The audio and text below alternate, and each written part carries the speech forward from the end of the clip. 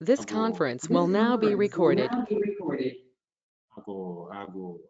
This is the classical commentary origins of Pan-Africanism, global KMT, and we're also going to deal with the Dikenga theory of commentary consciousness. So all of this is for the RBG Centennial Conference. You see we're rocking the RBG all around, RBG flag all around, RBG behind us. So we are representing, and we're going to go ahead and represent this with the presentation. So I'll get ready to go ahead and share my screen.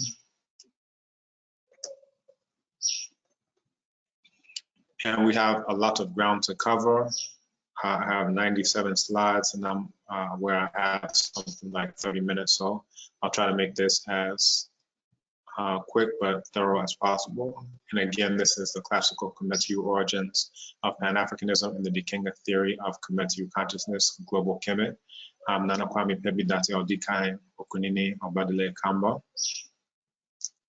So the points to be covered, we're going to deal with this idea of did the concept of Pan-Africanism start in the 1500s through 1900s.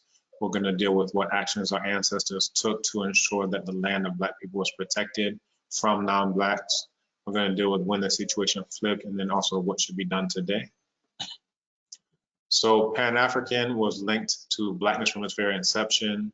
We see that the organized Pan-African movement can be said to have begun with the founding of the African Association in London, 1897, and the subsequent convening in the same city of the first Pan-African Conference 3 years later. After contacting Black people, Nana Henry Sylvester Williams founded the African Association, whose membership was restricted to those of African descent, again meaning Black people. But this situation flipped around mainly at the 1945 Pan-African Congress, but we'll come back to this point. So according to Nachimwezu in Pan-Africanism Revisited prologue of critical and Neshmi-centric history, he deals with the 7 goals of the 1900 Pan-African Conference. And the first one, to promote unity, feeling, and friendly intercourse among the peoples of the Negro/African race, to achieve self-rule with civil rights and responsible Black governments from the colonized Negro countries. 3, to achieve voting rights, physical security, prosperity, progress, and justice for Africans abroad, and that is Negroes in the countries of the white race. Excuse me. 4, to promote the business interests of Africans abroad, African people living in the countries of the whites. 5, to create a great central Negro state in Africa for the Black race. 6, to secure integrity and independence for the self-governing Negro countries, Ethiopia, Haiti, Liberia, and any others that emerge. And 7, to earn for the Negro race equality with and respect of the other races of humanity, right? And you can get these points from the Address to the Nations of the World by the Pan-African Conference in London, 1900. And it mentions, let the nations of the world respect the integrity, independence of the first Negro states of Abyssinia, Liberia, Haiti, and the rest. And let the inhabitants of these states, the independent tribes of Africa, the Negroes of the West Indies, and the Black subjects of all nations take courage. So again, you can see that they're referring to Africa, Negro, Black as interchangeable, right? Here again, it talks about let the British nation give as soon as practicable the rights of responsible government to the Black countries of Africa and the West Indies. So they don't say any country, they don't say the Arab countries, Arab-dominated countries in what's now known as Africa. They're only talking about the Black colonies of Africa and the West Indies. So we see that Pan-Africanism was conceived by and for Black people regardless of location, rather than for Arab enslavers regardless of whether or not they're indigenous. African equals Black people, are Eurasian invaders, enslavers, and continued colonizers of African land. So we continue, again, 1900 conference, they mentioned, let the Congo Free State become a great central Negro state of the world. And that is prosperity counted not simply in cash and commerce, but in the happiness and true advancement of its Black people. Again, referring to the Black people, not talking about the Belgians who are there, not talking about anybody else but the Black people. So the null hypothesis is that Pan-Africanism is often regarded as a modern phenomenon and a direct response to colonialism, neo-colonialism, and enslavement, neo-enslavement. It's usually associated with the coining of the term Pan-Africanism in English or retroactively applied to those immediately preceding the coinage. It's tied to Nana Henry Sylvester Williams and the first Pan-African Conference organized to protect and promote the interests of people of African blood or descent. Now, in terms of dealing with the impetus for unity, according to Nana Walter Rodney, worth quoting at length, and speaking with specific reference to modern Pan-Africanism, he talks about the first area of the world to which Africans were taken to labor as slaves, quote unquote, and then immediately thereafter to the rest of the Americas. It is in that context that the very necessity to define oneself as African arose. So he's saying that the very first Pan-African sentiments were born in the Caribbean. However, we're going to ask the question of, is that true? Right. So again, he goes into someone in the African continent would see himself largely in terms of his particular ethnic group or clan or village or family group. He goes on to say that, there's a particular type of contact based on exploitation of Black by white, and is in that situation that the necessity arose for Black people to be defined as Black. But we'll ask the question, was that the first time that we had this type of interaction with non-Blacks, where we had the necessity to define ourselves as Black? Again, he talks about Pan-Africanism at that point in time, where it was born in substance, even if it was not so regarded, even if the terminology was not applied to that substance. And he's talking about the unity which the slaves forged, a commonality which could only be operative when they move against European exploitation and oppression. It was a question of survival. So it's dealing with Pan-African sentiments as a question of survival. He's dealing with this in the, going from the 15th century on. And to do so, it was necessary to break down the intra-distinctions between one African and another.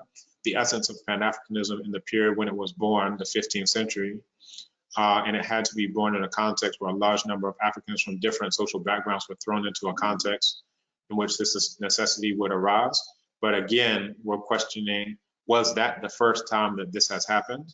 And was this the first time that Black people defined ourselves Black against our non-Black enemies, particularly? So again, we're asking the question, is that true? Was the 15th century the first time Black people came together on the basis of being Black for our self-protection, for our self-interest, and for the interests of our progeny? So we have the two young students who are trying to find out, is this true, right? And we got Mahat going to weigh this on the scale. So impetus for unity. Nana Rodney was apparently unaware of the Zanj revolution, in which enslaved African equals Black people in modern day Iraq near Basra some 600 years prior to the period of which he spoke, or the Hyksos invasion of Kemet 3,000 years prior and their enslavement of the Kemetu Black people, who according to Imahu Manetho, having overpowered the rulers of the land, they then burned our cities ruthlessly, razed to the ground the temples of the gods, and treated all the natives with a cruel hostility, massacring some and leading into slavery the wives and children of others. So again, we can see a few cases. He says that the Caribbean was the first place where Blacks were led, into enslavement, but that's not according to the historical record. And part of the challenge is that many are not exposed to classical, history, being able to read the text as they were written by our own ancestors. But we'll come back to that point. And if you want to look at what those enslavers look like, you can see the amu on the bottom left, and then also the actual photograph on the top right of the slide. On the top left is an image showing you a depiction of the Zanj rebellion. So the hypothesis is that the concept and practice of unifying African equals Black people is an ancient African equals Black imperative seen in all of these ethnic groups and kingdoms, where they were always growing into progressively larger social political groupings. However, the most important one of these is Kemet, because that's the one that we know where we actually define ourselves as Black people, Kemetu, right? So the original foreign policy thrust was to integrate more African Black people into Kemet and to incorporate more land of African Black people. There was little or no interest to incorporate or integrate with Asiatic, so-called, or as we would prefer, Eurasians, or even to just leave the term Amu as it was, until very late in the history of Kemet, land of Black people. Now, I'm not the first one to come with this thesis or hypothesis. OBENFO Nana John HENRIK CLARKE says he defines Pan-Africanism in the following way. He refers to the first time where he says, any effort on the part of African people to reclaim any portion of Africa that has been taken away, mutilated. And he says, when he looks back at the historical role and the historical manifestations, he deals with the first organized society in the Nile Valley, where the people of the South and the North, the Upper and Lower Nile came together to roam a country now known to the world as Egypt. The unification of the Upper Nile and Lower Nile was an act of Pan-Africanism. OBENFO, Kwame Nantambu says the same thing, a little bit later, where he says, when the Pharaoh Aha, also known as Narmer and renamed Menes by the Greeks, he was the first historic ruler, the first dynasty in Kemet, where he united Upper and Lower Kemet into one nation, right? So he's dealing with this as the means by which we came together to form one country under the rule to be able to resist foreign aggression and invasion inter alia, right? So he's saying that it did not begin in the 15th century, so he's speaking directly to Nana Walter Rodney, but circa 3200 BCE, right? This point was also made by Ata Ekweyama, a few years later, where he says, if Pan-Africanism is the ideal of Africans coming together in one polity, history presents earlier examples. Their ethos peaked in the unificatory ideologies that created Egypt thousands of years ago, right? So we see this right here in the dictionary. This is Faulkner's dictionary, where you see Kim translates to black. This is a root word. And then you have Kemet, the black land as they translate it, more appropriately translated as land of the blacks. And then the same root is here in Kemet, also known as Kemetiu, right? And the earliest attestation actually has the tew bird. We'll get a chance to see that. And this is where, we get this as Kemetiu. Now, the whites and their lackeys, they like to just translate this as Egyptians or whatever. And they say Kemet just means irrigated land. But these are, white fraudsters. And then, you have others who are either duped themselves or trying to dupe other black people into this. But very clearly, you see the same Kim of black. You see the same Kim here of black. But then when we come here, they don't want to translate it as black anymore. They like to translate it as Egyptians. But this is the same black man, woman, plural, determinative. So we asked the question of who were the Kemetiu. These are actual photographs that I took myself when I was in Kemet. You can see very clearly how we depicted ourselves as black people. So it becomes very obvious. The reason why we call ourselves black people is because we were black people and we still are black people. Now, according to Mamsiach Atajopi says, the Egyptians had only one term to designate themselves, Kemet, the Negroes literally. This is the strongest term existing in the Pharaonic tongue to indicate blackness, right? So this is something that's very important. He talks about how the Nahasiu, what is referred to as Nubians, Nahas, or Nahasi singular, that there's no color connotation of that. It's a deliberate mistranslation to render it Negro, as is done in publications at that time and even still to this day. But what we're coming to is that the one that actually does have the color connotation is Kemet, the black people. The Nahasiu are those who qualify as black phenotypically, but do not have allegiance to Kemet, the land of black people. And this is an actual photo where you see the Ramech here.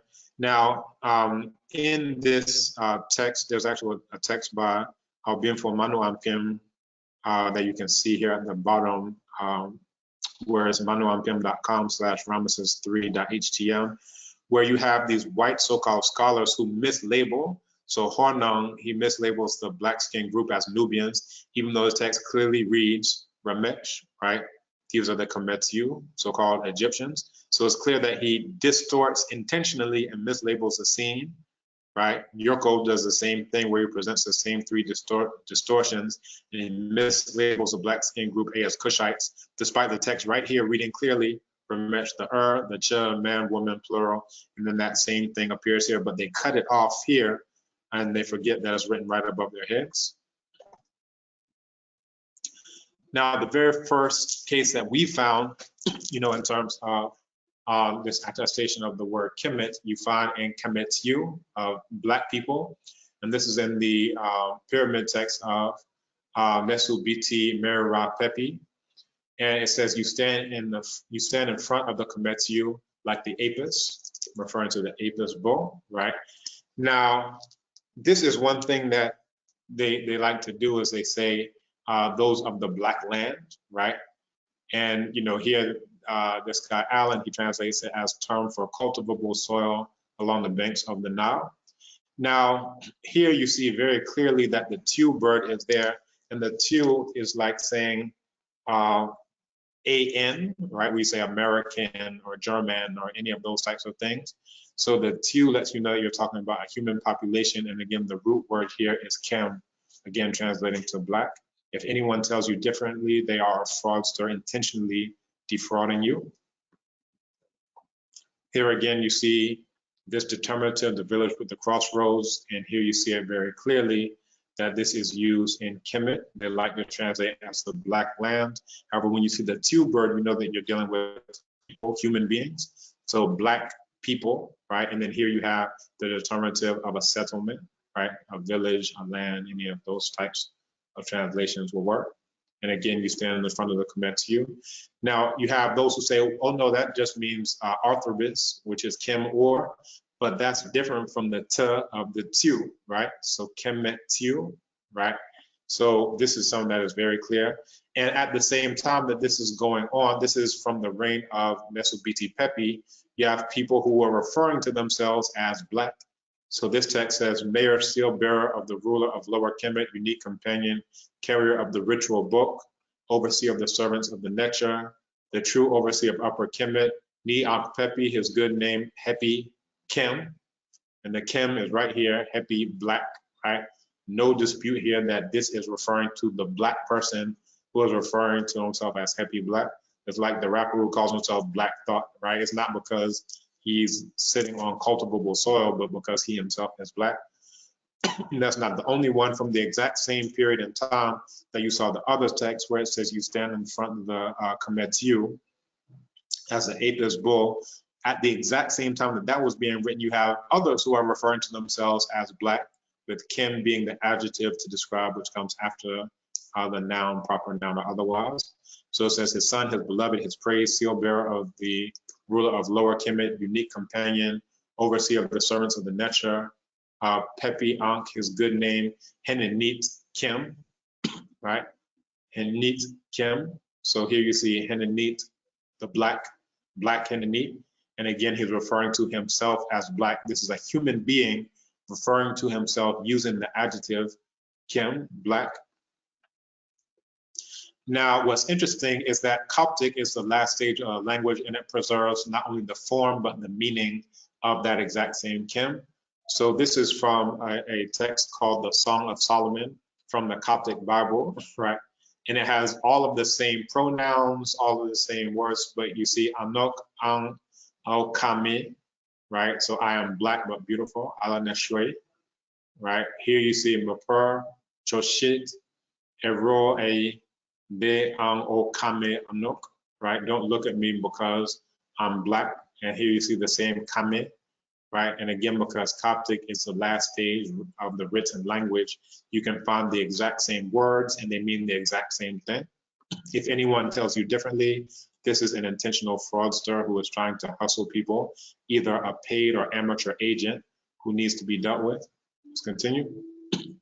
So here we see the test involves the acquisition of specimens, and this is Mamsir Khatijov's melanin test, where he got a few square millimeters of mummified skin, coated them with ethyl benzoate, and then was able to count the melanin gradually to show a level non-existent in white skin races. So he actually went and got their skin to show that these are black people.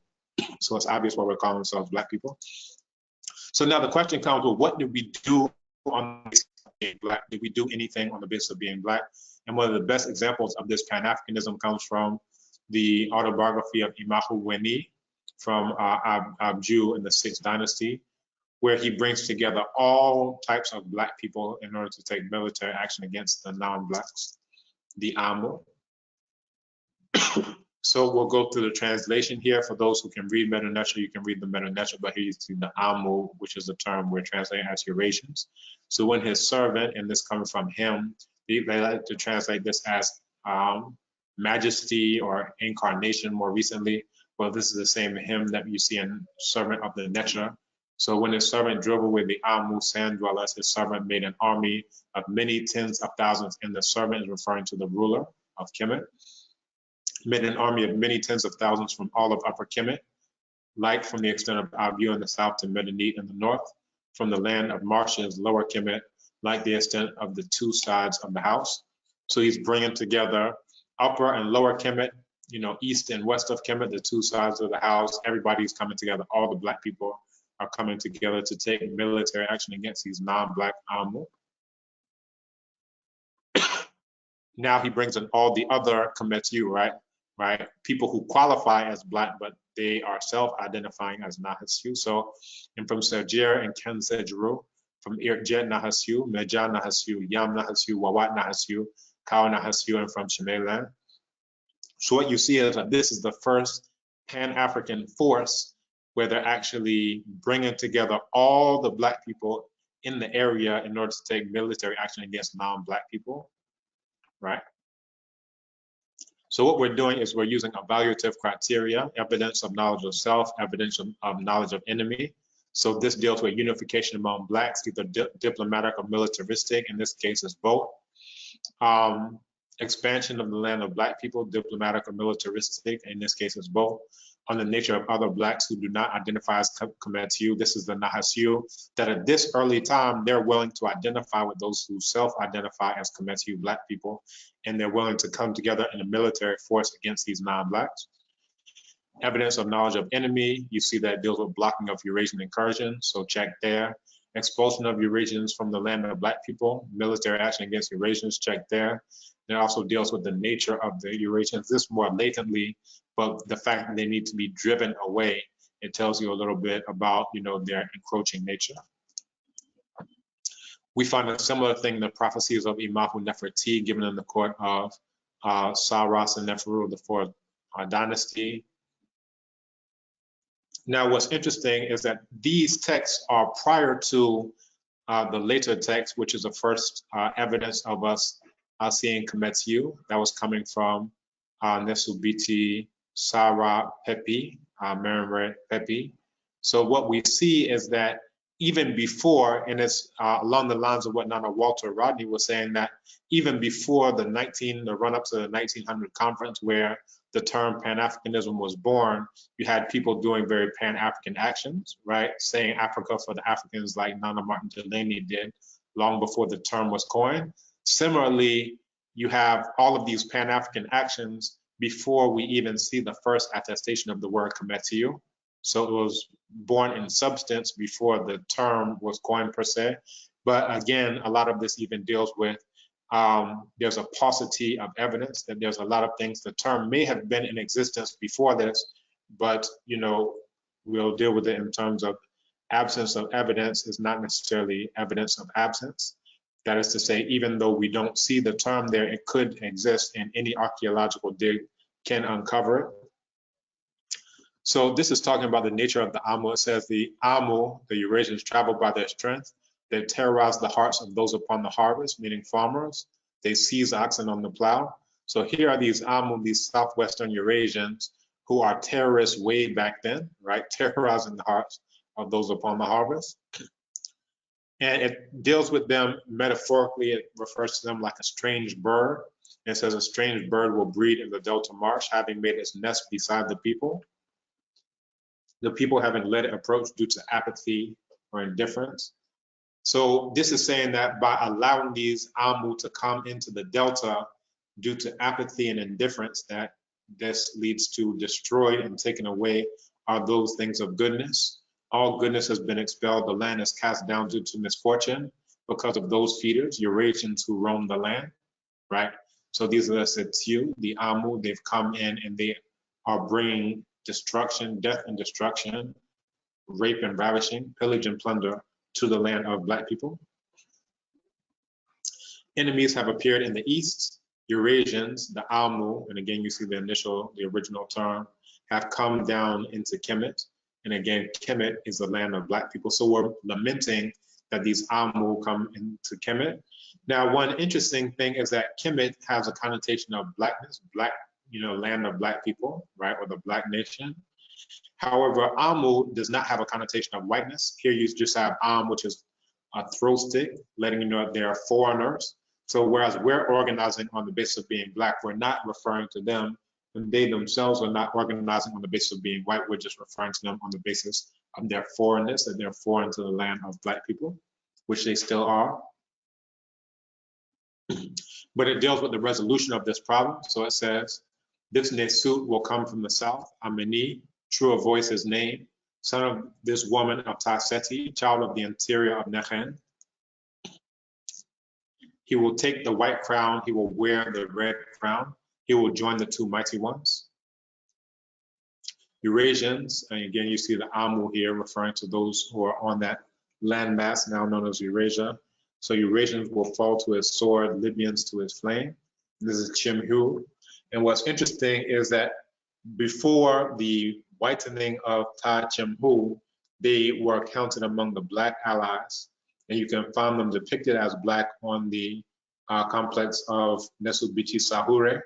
However, by this point in time, much later, the Chimhu are counted among the enemies, and by this time, you have the whitening of that area. So they're included among the enemies. So the Amu will fall to the sword, the Chimhu will fall to the flame. Rebels to his wrath, traitors due to awe of him.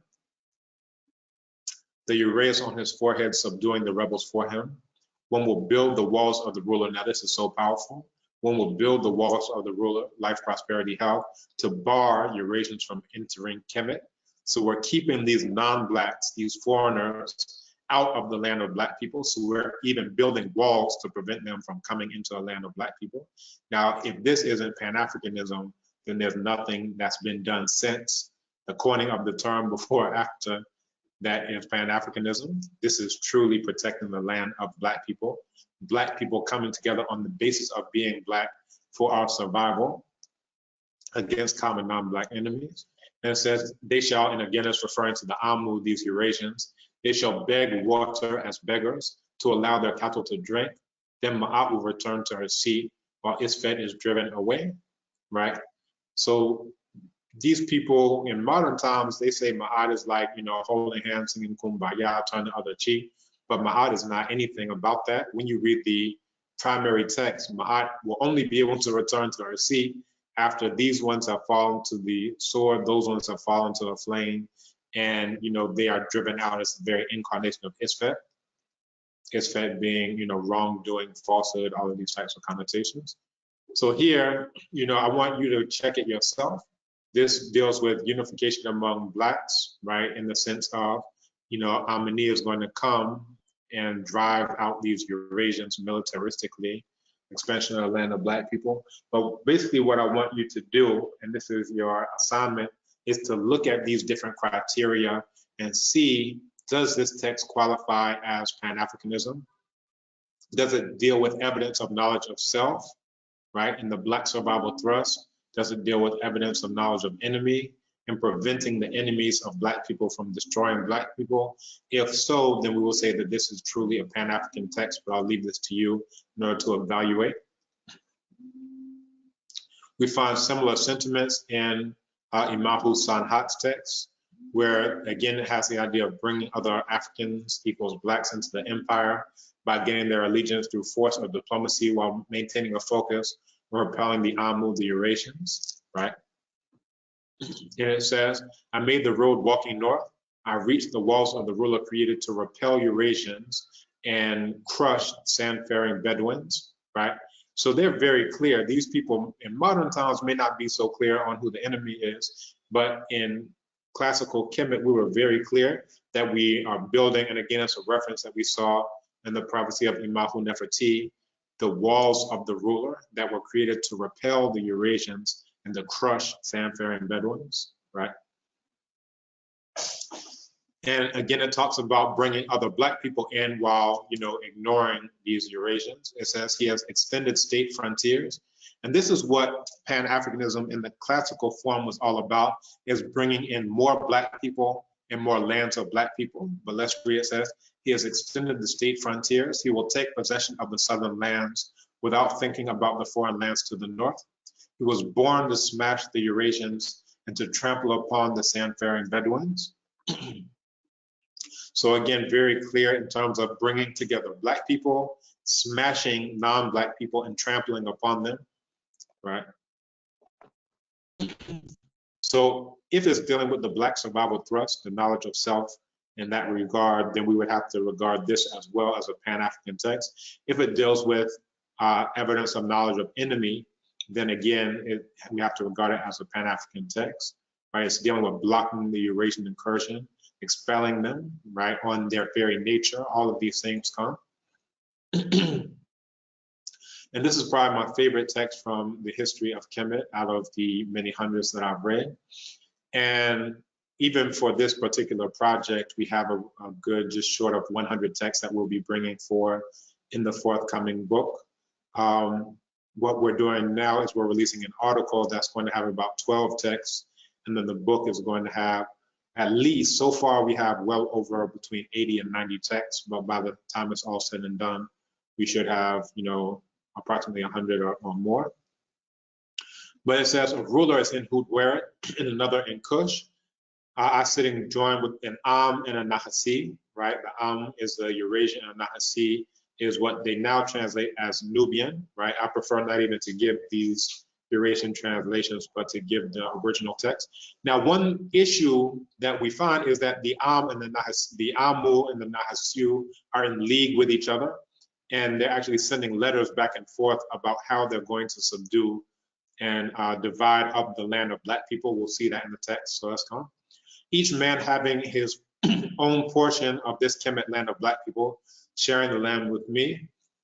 Now, again, you have the Nahasiu who qualify as Black people phenotypically, but do not see themselves as Black people. They don't self-identify as such, and rather they're willing to be in league with these Amu, with these non-Blacks. And what's so important about this is that we have a very similar situation right now.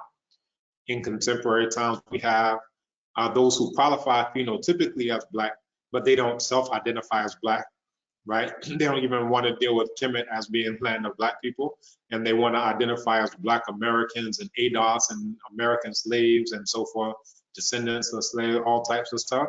So this is a situation that we are in right now, right? We have those who are in league with the Amu, who the Amu are saying it means Black soil, and then they're following behind, so they're in league with the Amu to this day and saying, yes, boss, it means Black soil, yes, boss. And they're lying to the people. They're lying to the people, and you know that is something that is not tolerable for us. And it says, I shall engage in battle with him, and I shall slit his belly. For my intention is to save Kemet, land of Black people, striking the Eurasians. Dividing the land with me is not tolerable for me. By the same token, you know, it's not tolerable for us to deal with these anti-Black sellout house Negroes who are defrauding the people. It says the Eurasians allied with him. I shall sail northwards to do battle with the Eurasians. And again, you see the term Amu, the original term that was used, and success will come to pass. If he intends to be at ease in, and there's a lacuna in the text, and it says, then his eyes will be about to weep, and the entire land will say, the ruler within Waset, so-called Thebes, Kamos the valiant is protector of Kemet, right? Very powerful. Mek Kemet, the protector of the land of Black people, which is what we still need to this very day, protector of the land of Black people. I sailed north to my victory to drive back the Eurasians. By the command of Amen, corrective council, my courageous army in front of me like a blast of fire. Let's look at that, like a blast of fire. Now this is so powerful, right? So this is someone who's clear on what it means to be Kemeti and to protect Kemetiu and Kemet, the land of Black people, driving back these Eurasians. It says, with the archers of the Majau. Now these are those who otherwise qualified as Black people, and not only do they qualify, but they're actually fighting alongside the Black people, right? The Nahasiu that are mentioned in the classical text, they have now been fully incorporated into Kemet, the land of Black people, which was the whole goal of Pan-Afrikanism. It says, with the archers of the Majau, upland of our encampment, ready to seek out the Setiu and destroy their dwellings. I sent the mighty archers of Majaru while I was on watch near Wahit to confront Teti, son of Pepi. Now, this is a sellout. Teti, son of Pepi, we'll see exactly what he's doing. Within Neferusi, without letting him flee, I confined the Eurasians who were defying Kemet land of black people, for he had made Neferusi as a nest for the Eurasians. And he's referring to, again, this Teti, son of Pepi. Now, here you have somebody who is located in Kemet, who qualifies as Kemeti and is right there, but he has sold out the Kemetu. He has made this place, Neferusi, as a nest for these Eurasians. And this is just what we're dealing with to this very day. Those who are in league with the Eurasians, right, who are allowing them to get free reign, who are, you know, taking Eurasian theories and trying to shove it down the throats of black people. And these are anti-black sellouts, and they should be dealt with as such. Let's continue. It says, as Amen the valiant endures, I will not let you alone. I will not let you tread the ground without my being upon you. May your heart quake thereat, O miserable Eurasian. And again, you see the singular here, khaz, right? I took them away entirely. I did not leave anything of avarice, for it was emptied out. O unfortunate Eurasian, let your heart quake thereat, O miserable Eurasian.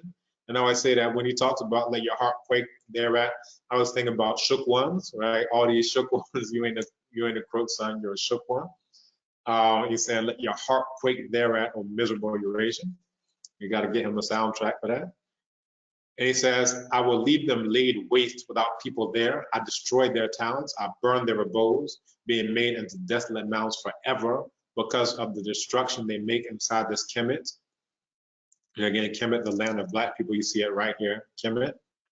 Right, so he's not saying anything about irrigated lands and the soil is black. He's talking about what they've done to the land of black people, and he's going to defend the land of black people. There's nothing about agriculture and irrigated land anywhere in here. There is ideological clarity about protecting black people. So he says, because of the destruction they make inside this Kemet, who made them, referring to the Kemetu, serve for the Amu. These are the foreigners, the Amu, the Eurasians. When they overran Kemet, again, land of black people, their mistress, right? So those who want to make this an agricultural thing are liars. They are fraudsters, and they should be dealt with as liars, intentional liars and fraudsters, because none of the primary texts are dealing with it as, oh, you know, we're just trying to till the soil. We're referring to the soil as black right now. So, you know, these are not people to be respected. These are wretches with broken hearts, these cowards. But again, the reason why we deal with this as a Pan-African text is because it's dealing with unification among blacks, diplomatic and military, expansion of the land of black people. It deals with the nature of other blacks who do not identify as Kemetu. On this side is dealing with those, the Mejaru, but then it's also dealing with somebody who's located in Kemet, that's Teti, son of Pepi, who was sold out to black people. So what's powerful about this, these two stela of Sarah Kamos, is it gives us our entire social theory. It tells us what to do about the non-black invaders. It tells us what to do about internal sellouts. Then it also tells us what to do about those who are in league with these Amu, right? As I mentioned that the Amu and the Nahasiu were writing letters, love letters back and forth about we're gonna divide up the towns. And however, fortunately, that letter was intercepted, and what the big plans that the Amu had did not come to pass. We also get a general view of the Amu as seen in the passage from the instruction to Sarah Mary Carre. And it says, but this should be said to the archer, yo, the wretched Eurasian. He is miserable because of the place he's in, troubles of water, difficulties of wood. Paths are many and painful because of mountains. He does not dwell in one place. Food propels his legs. Occupied by want, goes around the desert on his 2 feet. He fights since the time of Heru, not conquering nor being conquered. He does not announce a day of combat, like a thief driven out of a community. Now he's dealing with them being so wretched because of the place that they are in. And this is very similar to Mam Joke, what we now refer to as the two cradle theory, where he's dealing with the environmental impact in terms of their aggressive nature, in terms of, you know, their behavior. But we can deal with this, you know, as well. It says, when the archers were a sealed wall, I made Lower Kemet attack them. I captured their inhabitants. I seized their cattle until the Eurasians, and again you see the Amu, aboard the land of black people. Do not concern yourself with him. The Eurasian is a crocodile on its shore. It snatches from a lonely road it cannot seize from a populous town. And again, this is a Pan-African text because it deals with the black survival thrust and fighting against the enemies who are against our very survival. So we come here to the Dikenga theory of Kemetu consciousness. What we find is that, you know, Nana Walter Rodney said that this Kemetu consciousness was born where we were in a context against these, you know, oppressive exploiters. And he said that the first time that happened was the 15th century. Now, I'll just say that he probably was not aware of times that happened prior to that.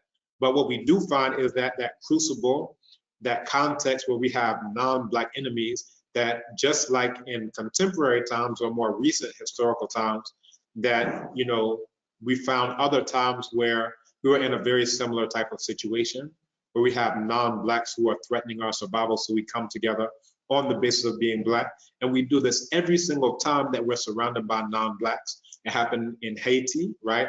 It happened in Palmares in Brazil, right? It happened, you know, in the South, in San Miguel de Guadalupe, right?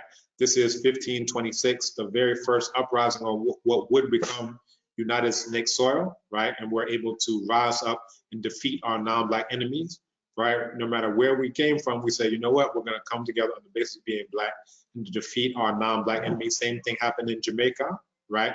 Nana Samuel Sharp, right? Nana Paul Bogle saying cleave to the black. We see this time, you know, in Iraq, right? The Zanj Rebellion. Anytime we can see it in Bougainville, what's referred to as Mekamui, right? Here you have black people coming together on the basis of being black against non-black enemies. And this is the Kemetu consciousness, that anytime we're in that situation, then Kala, which is represented by the color black, will be born. It comes to its head, and then it may wane and then, you know, pass away. But it's always there in gestation, waiting to be born again. When we have a context where we have non-black enemies, and we'll come together on the basis of being black again, right? And you see this in the Kikongo language, and then you also see it as it's expressed in Kemet, where it refers to Ra saying Yachakri in the morning, Ra at noon, then Atum at sunset. Then you say Ra Hatep Usir, Usir Pu Hatep Ra, which is to say Ra rests as Usir and Usir rests as Ra, right? So again, this is the Kemetu consciousness, and the Dikenga theory of Kemetu consciousness is that anytime we're in a similar situation, that will come together on the basis of what we have in common, common ancestry, common descent. But again, similar circumstances, both ancient and modern, when we're surrounded by non-black enemies, then we come together as black people to defeat those non-black enemies. But we are not the only people who are only creatures who are intelligent enough to do this. You'll find that Ekwa, water buffalo will do the same thing when they are hemmed in by their lion enemies, that these buffalo are willing to come together. They will even gore lions to death. They will shove their horns into the lion cubs in order to gore them to death, right? This is what they will do. They'll come together on the basis of common ancestry and common descent. They won't say, oh, lions, you're mammals too. I guess we all got to get along. They'll say, no, we are buffalo and we're going to come together. So basically the idea is that these buffalo are intelligent, but they're not more intelligent, or, you know, let's say even less intelligent than the Kemetu, that we're also intelligent enough to come together on the basis of common ancestry and common descent to fight our enemies who are threatening our very survival. All intelligent creatures, all intelligent social creatures do this, right? And you can see this in this video. I think we'll share this. This is called Battle at Kruger. You find lions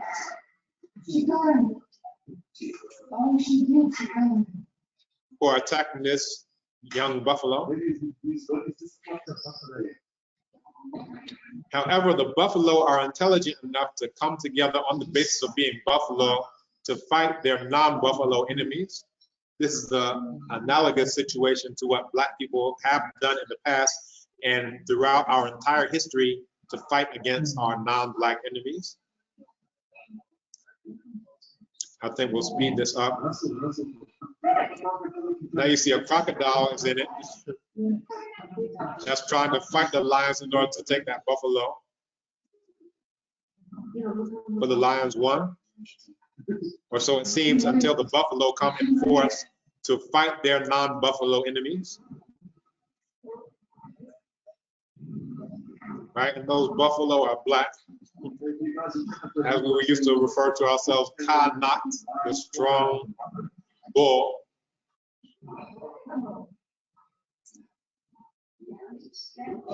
Whoa. And they're coming together against their enemies. He's kicking him. He's kicking him.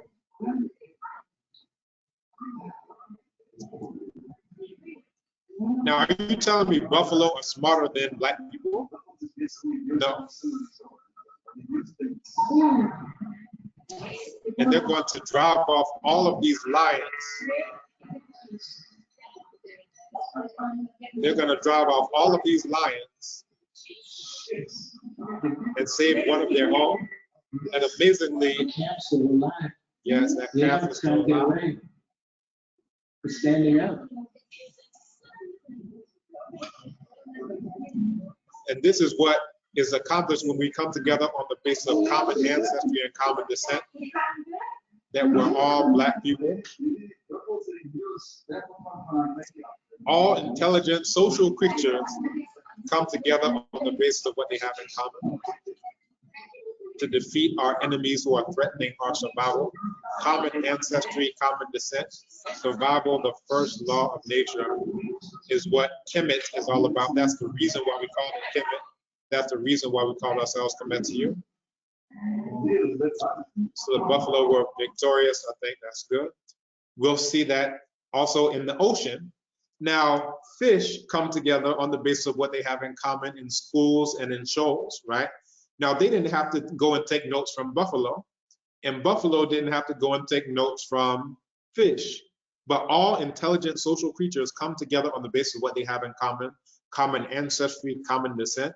And you can't tell me that fish are more intelligent than Black people. No, we came up with this idea thousands of years ago when we decided to call ourselves KMT, Black people, and we decided to call our land Kemet, the land of Black people. And in text after text after text, we are fighting our non-Black enemies who are threatening our survival. What Kemet, the meaning of Kemet, the reason why Kemet is important is not because of the glory. Look at how we built all these great things. Oh, these white people don't want to tell us about our glory. The most important thing about Kemet is that we called the land Kemet. The most important thing about Kemet is that we called ourselves KMT. And this is what we need to know about. And this is why, in my humble opinion, Eurasians don't want us to know about Kemet, and why they use the term ancient Egyptians, why they get all of these people who qualified, the modern day Teti, son of Pepis, who qualify as Black people. But this is why these white people hire them in order to say, no, it just means Black soil. Go around your people and tell them it just means irrigated land, right? Because they don't want us to know the most important thing about Kemet is not about the gold and the glory. That is subsequent to, that is as a result of what happens when we understand that we're all Black people and we come together on that basis. We find the same thing. Orca come together against sharks, right? And they're able to defeat them. Again, they come together on the basis of we're all Orca. Common ancestry, common descent leads to common objectives, common interests. Lions do the same thing, as do hyenas. Hyenas come together on the basis of common ancestry, common descent against their common enemies, lions. And lions do the same thing. They come again on the basis, they come together on common ancestry, common descent against their enemies, which are the hyenas, right? So they're not dealing with it on a class analysis.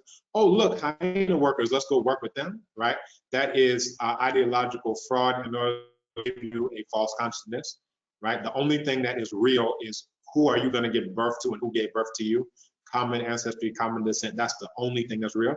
They're not coming together. Look, all hyena females unite with the lion female. That's because they're not stupid, right? Survival is the name of the game, and that is the reason why it's Kemet. And somebody shared this on a BB to me, and again, a BB to me is, it translates to Black Power. It says, I know you've been slaughtering and eating my kind for thousands of years, but I don't hate you. You're my brother. We're both animals. I don't see species. It sounds just as silly as when Negroes say it. And interestingly, Nana Marcus Garvey, who brought forth the RBG, he said, in a world of wolves, one should go armed. And one of the most powerful defensive weapons within the reach of Negroes is the practice of race first in all parts of the world, right? So he's talking about Black people coming together on the basis of being Black. Like, he's not the first one to come up with that idea. We find this exact same thing in Kemet. That's the reason why it's called Kemet. That's the reason why we called ourselves Kemetiu. That's the reason why we built walls of the ruler. That's the reason why we had texts about driving out the Amu. All of this is on the basis of Black people being Black. But when we don't know who our enemies are, then we're willing to allow these wolves to come close. And there's an article that came out, Yellowstone elk don't budge for wolves. And this is because the wolves were taken out of Yellowstone in the 20s. They were reintroduced in the early 90s. So you had generation after generation of elk who were not exposed to their enemy. And when you don't know who your enemy is, then you are going to allow that enemy to come right up on you and slaughter you, right? And that's the case of, many Black ethnic groups, African ethnic groups who have been removed from their common predator, their common enemy. Right? This is a situation now. But when we do know who our enemy is, then we come together in modern times on the basis of being Black. And you see this in the Haitian Revolution. You see this in the Stoner Rebellion, right? And you see Massacre des Blancs par les Noirs, right? Very beautiful. Black people coming together on the basis of being Black, as we did in Kemet, right? The first time this happened was not the 1500s. We find this at the very inception of Kemet, right? Revolt sur un bâtiment négrier, right? Black people coming together on the basis of being Black against their non-Black enemies, right? The most significant slave uprising that took place in colonial America was the Stoner Rebellion. I would most likely have to agree with that, just short of the uprising that happened known as the Civil War, because you had even more Black people beating that white behind. You see this in Haiti. Black people coming together on the basis of being Black. This is why we call this the Dikenga theory, that this Kala, the Blackness of Kala, it will rise whenever we're put into a similar situation. Same thing here, Revolt Générale des Nègres, Massacre des Blancs. Here you see Black people coming together on the basis of being Black against their non-Black enemies. The same thing that buffalo would do when they're surrounded by their enemies. Same thing that lions would do when they're surrounded by their enemies. Same thing hyenas would do when they're surrounded by their enemies. Same thing fish would do when they're surrounded by their enemies.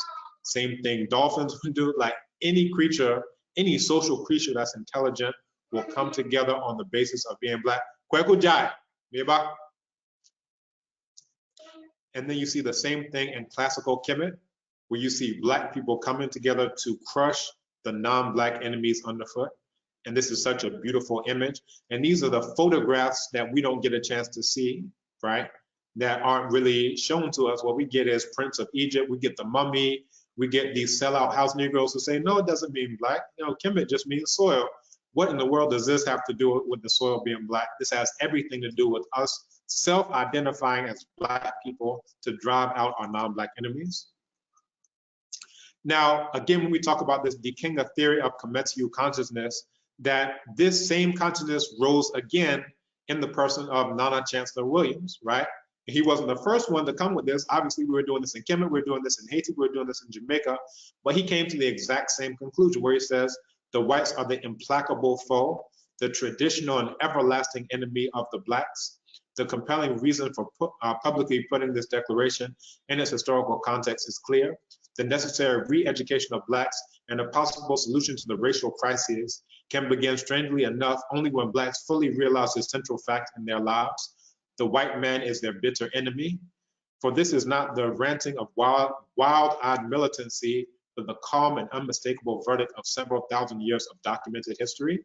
So we're bringing this up to the point of Dikenga theory. Here you have all types of people in the civil rights movement who don't know this, but guess what? We're in a similar situation. Kala comes, this Dikenga rises again of saying, look, we're all black people, let's come together on this of being black against our non-black enemies. That rose again in Nana Chancellor-Williams. This rose again in Nana Malcolm X, where he says, we have a common enemy, we have this in common, we have a common oppressor, a common exploiter, and a common discriminator.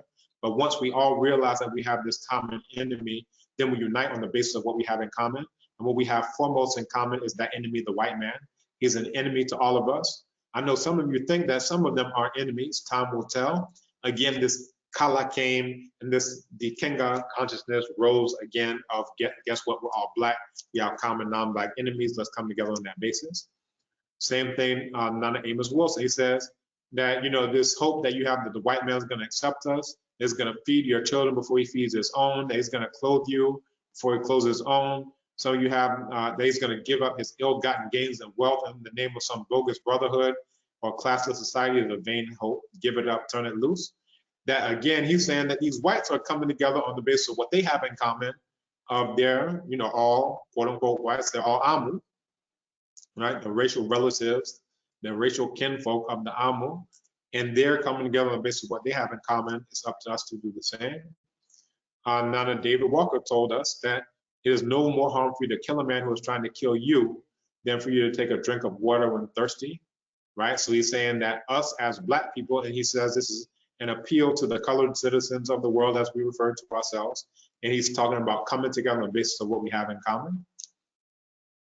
It rose again, Dikenga theory. So it came again in the person of Nana Bantu Biko, where he says the fact that we are all not white does not necessarily mean that we are all black. He says real black people are those who can manage to hold their heads high in defiance rather than willingly surrender their souls to the white man. He says black consciousness, and this is the KMT consciousness, is in essence the realization by the black man of the need to rally together with his brothers around the cause of their oppression, or of their operation rather, the blackness of their skin, and to operate as a group in order to rid themselves of the shackles that bind them to perpetual servitude. Now, was the first time that anyone thought, you know what, let's come together on the basis of being black at the time of Nana Steve Biko? No, it was not. Was the first time that it happened in Jamaica? No, it was not. Was the first time in Haiti? No, it was not. Was the first time in the 15th century? No, it was not. That we see that every single time we're in a similar situation, that gives rise to similar combative consciousness and similar actions. And again, Nana Marcus Garvey, the illustrious and praiseworthy, he said that he came up with an idea. He thought that a name, Universal Negro Improvement Association, would embrace the purpose of all black humanity. Again, black people coming together on the basis of being black. And after he heard about the horrors of native life in Africa, he was put into that same situation of, guess what, we have common enemies. Let's come together on the basis of what we have in common. And this is from the text, The Negro's Greatest Enemy. So we deal with this in terms of scale of Africanness/blackness.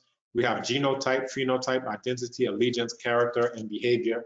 That all of these are criteria by which we can see the degree to which someone is black, right?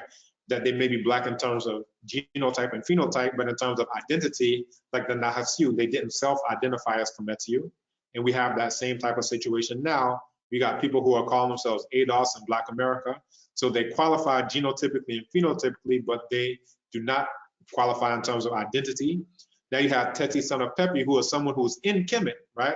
One of the Kemetiu, and so you can see he has identity as Kemeti, but his allegiance is to the Amu, where he made a nest for Neferusi, for these Amu.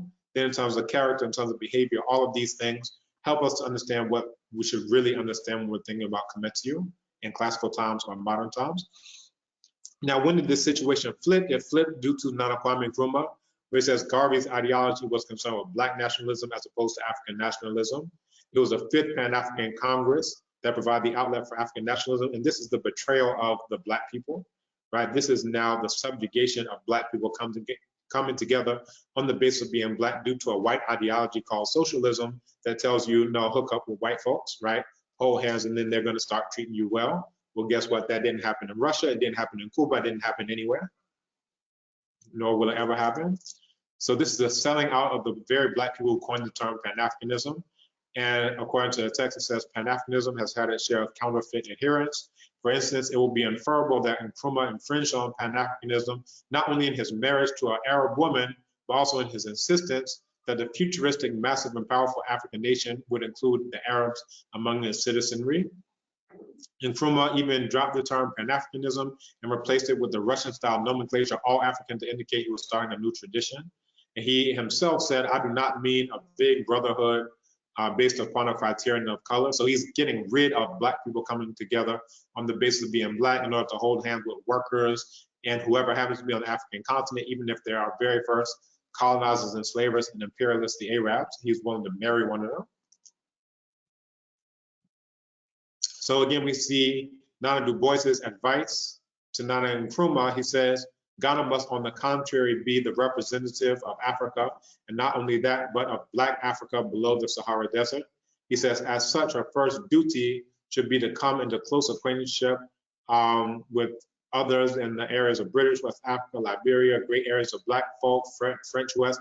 So he's talking about Black people coming together on the basis of being Black. Now, this happened late enough in his life because he wasn't about that life when he was fighting against Nana Garvey, but eventually he came around, apparently. So he says all the former barriers of language, culture, religion, and political control should bow before the essential unity of race and descent, the common suffering of slavery and the slave trade, and the modern color bar. And Ghana should lead a movement of Black men for Pan-Africanism, including periodic conferences and personal contacts of Black men from the Sahara to the Indian Ocean.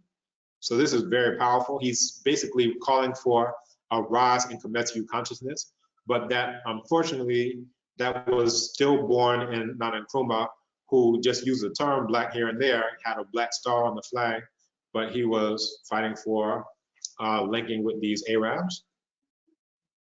Now, eventually, 2 years before he died, he said all peoples of African descent belong to the African nation, but he still made a distinction between African revolutionary struggle and the context of the Black Revolution, right?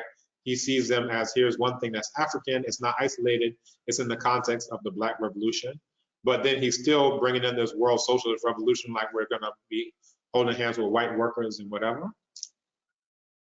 However, we're dealing with African equals Black population and not location. So in Wolof, we say, no matter how long a log remains in the water, it never becomes a crocodile. A piece of log will never turn into a crocodile, no matter how long it remains in the river. That's to say, just because a cat has kittens in an oven, you don't call the kittens biscuits. That means African equals Black people are still African equals Black people, regardless of location. Meanwhile, pale white Arab and invaders, colonizers, and enslavers are still the same regardless of location, even if they're located on the African continent. So whereas they have the Arab League, our way forward is that we need to have an African equals Black League, and we shouldn't call it that. We should call it Kemet, land of Black people, and we should call ourselves Kemetu. And we should jettison even using the term African, because there's no part of that word that lets us know that this land is for Black people. And as long as we hold on to it, we are going to be subjected to anyone who happens to be on the continent who says, oh, well, I'm on the African continent, so I'm African. I'm North African, I'm South African, I'm this African, I'm that African. But when we say Kemetu, then we understand that no, these are Black people. And when we call our land Kemet, it's like we do in all of these various contemporary languages. In Chi, it's Abibima, land of Black people. And Yoruba is Iladulawa, land of Black people. In Bamanakan, it's Farafina, land of Black people. And Wolof is Reunit Kunyo, land of Black people. In Igbo, it's Ala Ndicioji, which is the land of Black people. In Kikongo, it's Nsia Bandombe, land of Black people. So in any time we conceive of this from classical times up to now, this land is the land of Black people.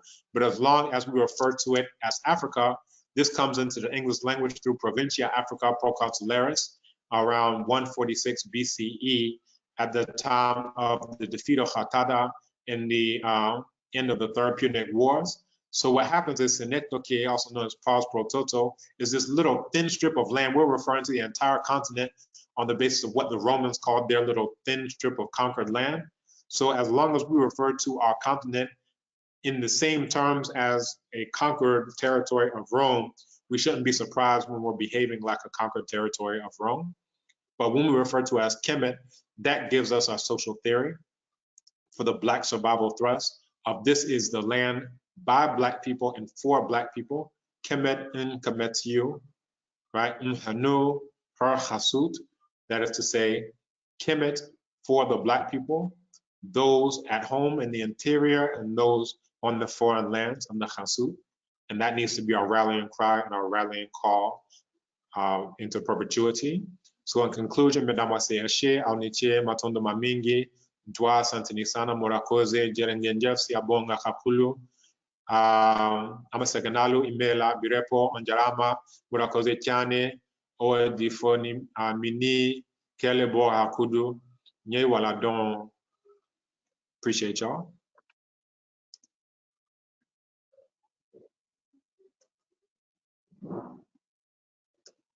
So I hope that has been helpful. This has been my presentation on the classical Kemetiu origins of Pan-Africanism. And this is really our rallying cry and our rallying call to throw away, the words of these cave beasts who say, no, it's just irrigated soil and whatever, and just listen to the words of our ancestors. Text after text after text after text is about Black people coming together on the basis of being Black against our non-Black enemies. And this is the situation that we're in right now.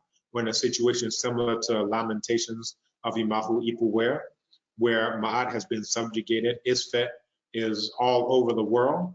However, Kemet is also global, right? So we have Black people throughout the world. So we need to link together as Kemet, global Kemet, and we need to come together as Kemetiu, Black people on the basis of being Black, to defeat our non-Black enemies, as has happened time and time again throughout history, and as will happen in the future. Madame Wesson, appreciate y'all.